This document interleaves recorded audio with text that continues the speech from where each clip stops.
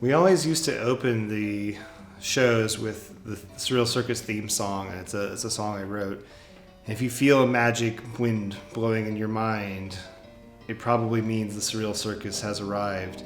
And if it feels as if the world is ending but you're having fun, it probably means the Surreal Circus has begun. We are a multimedia performance arts troupe, is the Surreal Circus in a nutshell. We expand the concept of what a circus is in a lot of people's minds. The Halloween show, Samhain show, has always been our traditional anniversary show. The philosophy behind the Surreal Circus, I would say, is a product of the culture of... when we were starting, it didn't really have a name, but now we call it burner culture, in which it's a blend of neo-pagan celebration and people's visionary art inspirations coming together to do personal transformative work. I like to call it transformative theater. I'm sure if you Google transformative theater, it was a popular modality in which underground artists began to express themselves as a community and a culture. The Surreal Circus officially began in 1996. It's supposed to be this one-off event. We rented the park downtown where the Vance Monument used to be, and it was sort of this obelisk structure in the middle of downtown. It's been removed since then, but the platform that it was on became our stage. So we set up and kind of did spontaneous, weird performance art. Honestly, it was a lot of random dancing and kind of not very well thought out. There happened to be somebody visiting town that day who lived at the farm in Summertown, which is sort of an old hippie commune that now is best known for midwifery, but they invited us to come and do this Surreal Circus thing at the farm in Summertown. And from that event, it kind of evolved into a troupe. I feel like it would be weird if I did not mention the Naked Truth. This character I came up with and was the Naked Truth that got us in trouble at the farm in Tennessee. How are you gonna get in trouble at a hippie commune for being naked? So I was the Naked Truth. I was naked and I had the word truth written on me. I was the Naked Truth. Get it? Naked Truth. You would expect kids on a hippie farm to be comfortable with nudity in general.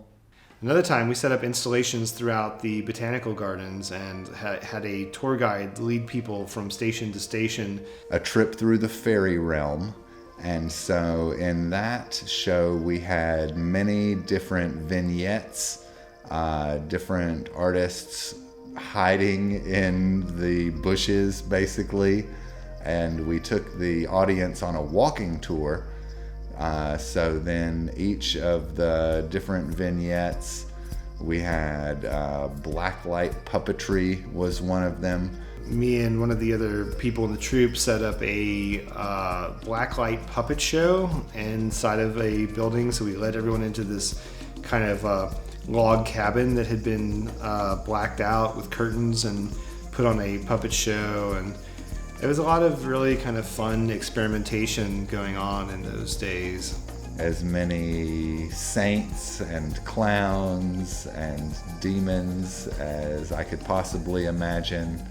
Kronos is one of my favorite characters, the father of time. He tells the story of the story before the story, before the wheels began to turn on the clock of eternity. We also did a tour of New Orleans and Austin with a show that involved a moving labyrinth that was set up with different rolling panels and a character who was walking through the labyrinth and encountering different sort of archetypal figures. The main character was in search of some profound realization and found themselves trapped in a labyrinth. The Surreal Circus was informed by really the currents and the things that I was interested in at the time, and that all of us were interested in. It was never just one person or even a couple of people. It was very much communally generated. When I think about what I was interested in those days, it was a lot of mysticism and psychedelia. If you were around in that scene in the sort of late 90s and early 2000s, there was just this very exciting kind of experimental period. And I was living in Asheville, and Asheville's always been kind of a small town, but it's got sort of a disproportionately large sort of freaky, weird alternative scene. It's one of the things that really attracted me to it. When I first moved here, I saw it as sort of a blank canvas where people could, one could create something really exciting, and that's what I did. But I was also being really influenced by the people that I knew, and really living this kind of life outside of the mainstream culture. People who were making art, and Moon used to have this saying. He would say it was time is art, and kind of deconstructing that sense of identity around commodification and using art and music and immersive experiences to create altered states of consciousness. So there was definitely like sort of an alchemical aspect to it, that it wasn't just theater, that it was like a self-transformational process that we were working through. But it was also not, it wasn't all love and light and sort of, this kind of always positive thing. There was a lot of like working through our shadows and stuff. We did this whole show that was based around the idea of the way that traumas and childhood abuse and things that people project onto us when we were little can kind of bind us together into these like automatic behavior patterns. And we represent this by having giant puppets. And we had giant puppets that controlled the people. The people were the puppets, and giant puppets were the puppet masters for the two people. We did a number of sort of guerrilla theater type activities, including going downtown with a giant dragon puppet and getting confronted by the police. Without the permission of the organized event, Belcher. It was a real sort of act of defiance of the status quo. And as the underground arts community, we were feeling very sidelined and underrepresented within the context of Asheville's biggest arts festival of the year, which drew from anywhere from 40 to 60,000. The Belcher Festival downtown, which at the time was this kind of annual drunken street brawl in the guise of a music festival. They wanted to parade the dragon through the streets, and they did this in the form of a parade called the People's Parade. There was a lot of noise and music and people dancing, and it was gaining a lot of attention and momentum with the crowd. When we entered Pack Square, where like every cop in town was just posted up in Pack Square, there was a lot of chaos. Asheville PD surrounded us, and we continued to play our music and chant very loudly. They took the dragon away from us and literally put our dragon in the back of the riot bus. It was really funny, and we made up this chant, "They put our dragon in the paddy wagon." Another time we did a psychedelic pagan tent revival show where we did sort of a pseudo gospel show with a choir, and I wrote songs like a rather altered version of My Favorite Things, or one about the 7 deadly sins, where each sin was represented by a gospel choir singer, and they had solos about their favorite sin. The Tent Revival was probably one of my favorite shows, and one of the pieces that I wrote for a character called Reverend Muniyama is sort of one of my best performances, and overall as a group I would say that was one of our more impactful performances. We had one of our friends, Colin, who agreed to be suspended from 4 temporary piercings placed just behind his shoulder blades, and the theme of that show was basically that one gets to choose what one's own reality is, and so we contrasted pleasure and pain, and we did it in a little historical venue downtown, which was a really nice way to produce the show.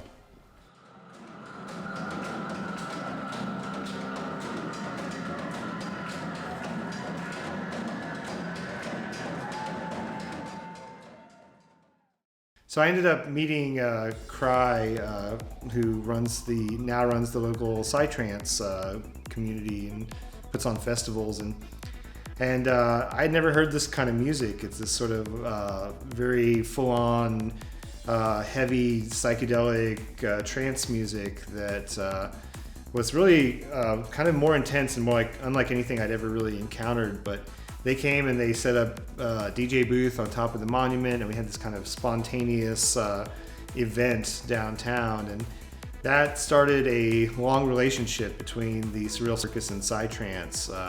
We would do parties where the circus would perform, and then there would be DJs going all night, and it really became this neat sort of fusion of these things, and so that became a big part of the Surreal Sirkus culture for years.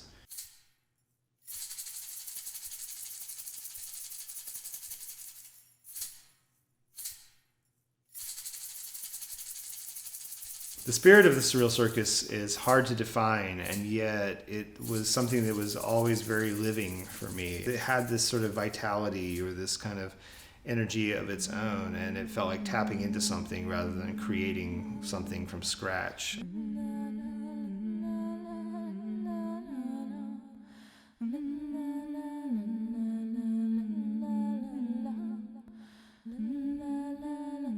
Ritual has always been an important part of the Surreal Sirkus. My personal definition of ritual is anything done with intent.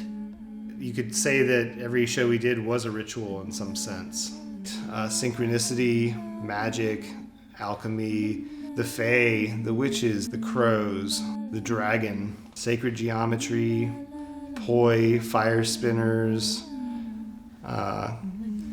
sacred clowns, the fool and the magician. What we're trying to do is create a symbolic map of human consciousness in order to unravel some of the everyday conundrums that we have. You know, why am I alive? Wrestling with the concept of mortality. We use a lot of traditional characters borrowed from historical mythology.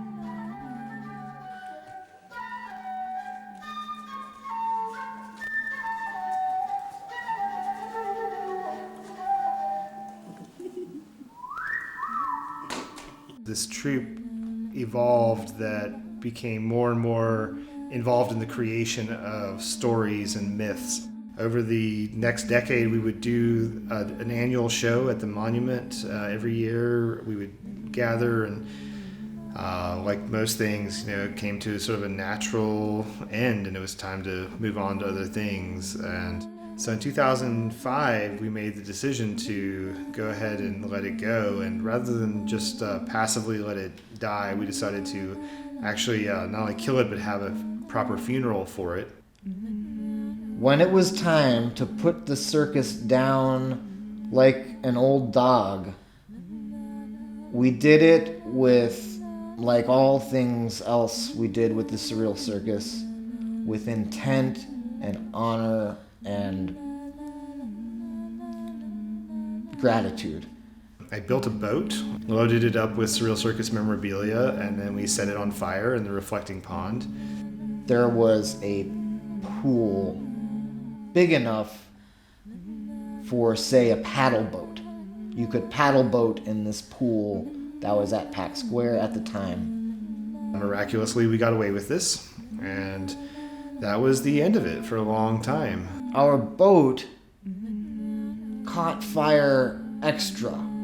It was too fire. It was too fiery. It was on fire too much.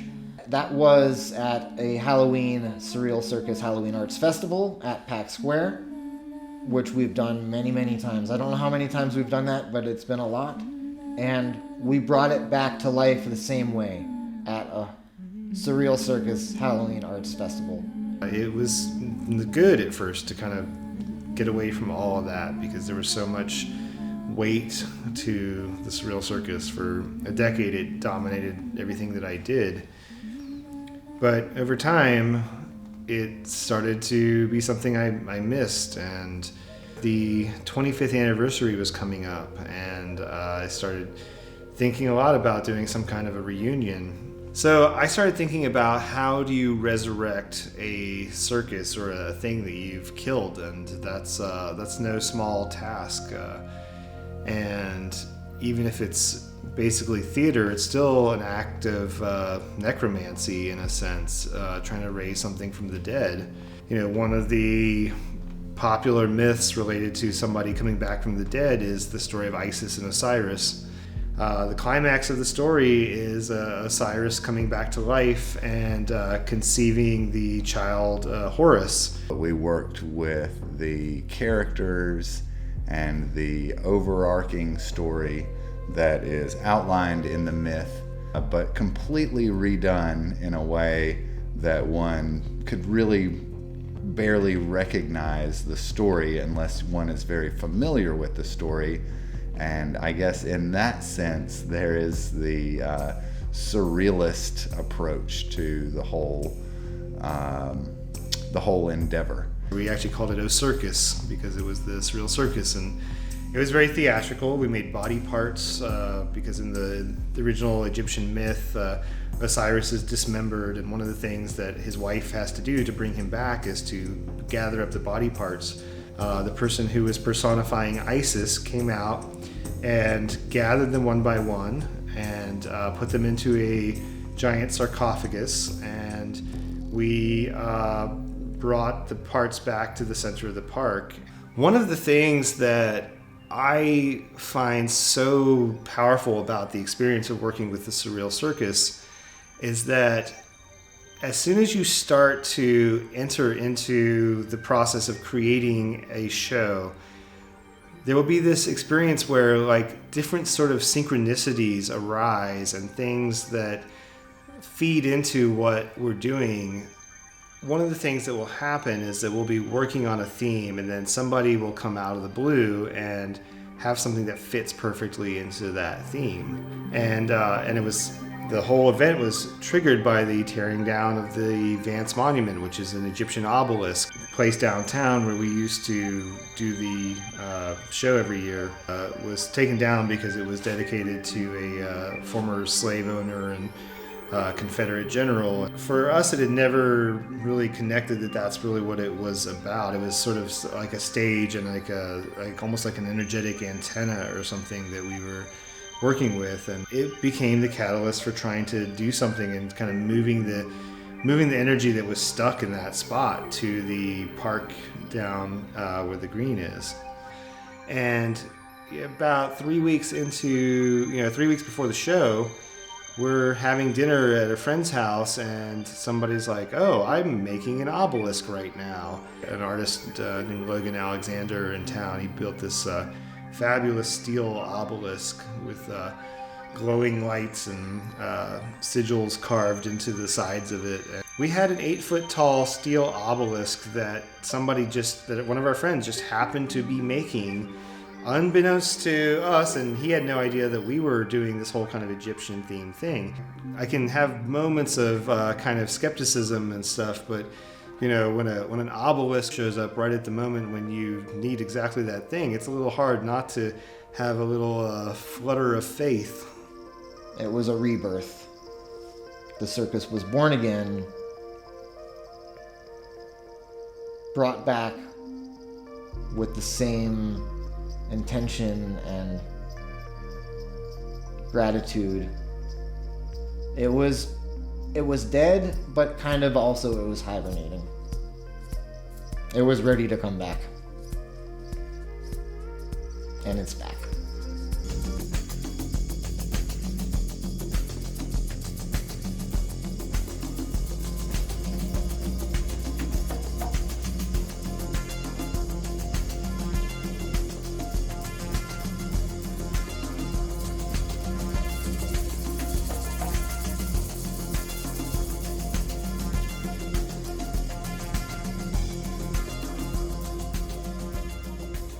Jim has always been the main drive behind the Surreal Circus. He has really held the torch for the circus. The Surreal Circus officially began in 1996, but the true origins are somewhat more apocryphal and lost into the mists of time.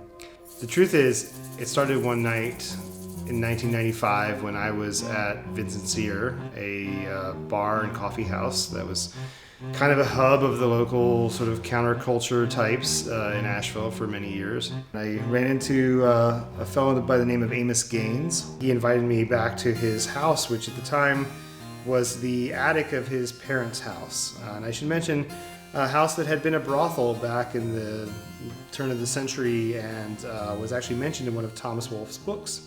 He knew quite a bit about surrealism and the sort of parlor games that the early surrealists used to do to kind of generate creativity and the exquisite corpse and that sort of thing.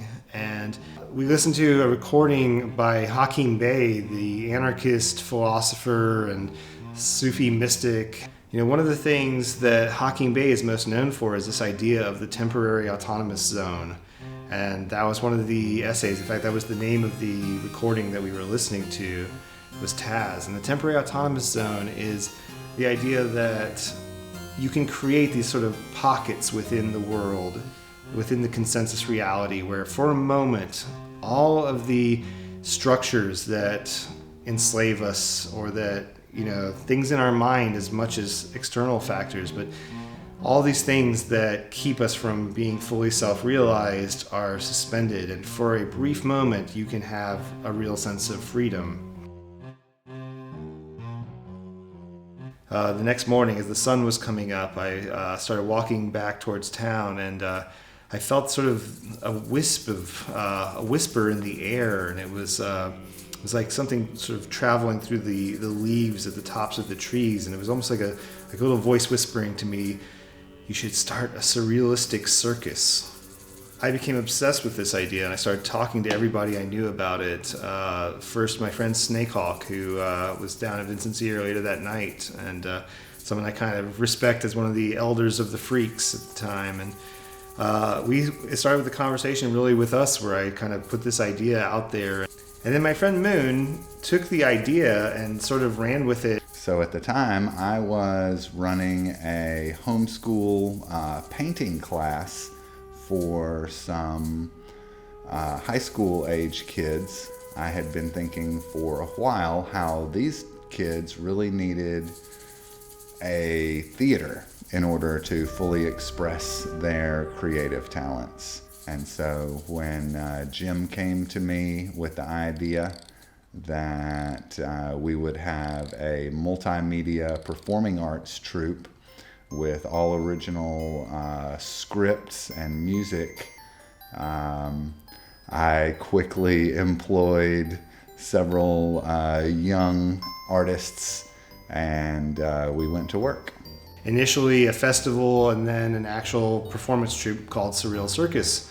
A multimedia performing arts troupe that embodied different archetypes and portrayed different historical myths and used dream symbology and what I would consider a sort of Jungian perspective on the universe, and that it was our role to retell these myths in a modern way and to do it in a way that was both entertaining as well as informative, and in some ideal sense led the viewer, who is also considered a participant, to a moment of catharsis. The most radical self-expression mixed with magic and intention. If you come to the Surreal Circus, I want you to experience a moment of high weirdness and inspiration.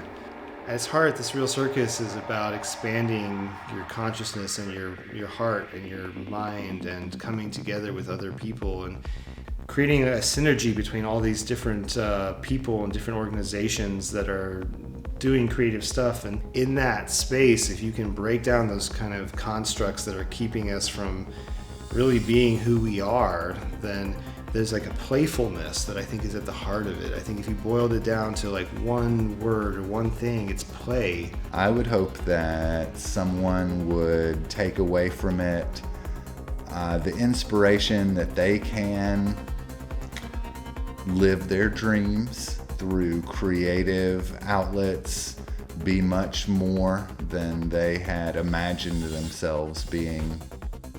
I think when you can be playful and really free to express whatever it is that is in your soul, that is how we become fully realized human beings. It's this sense of sort of a sense of magic and wonder that's happening, but also a real sense of danger almost, and of the extreme absurdity of the world that we're living in, that there's chaos and there is existential threats. There's this apocalyptic sense of the times that we are in, and yet inside of that to feel a sense of joy and fun and playfulness feels like such a revolutionary act.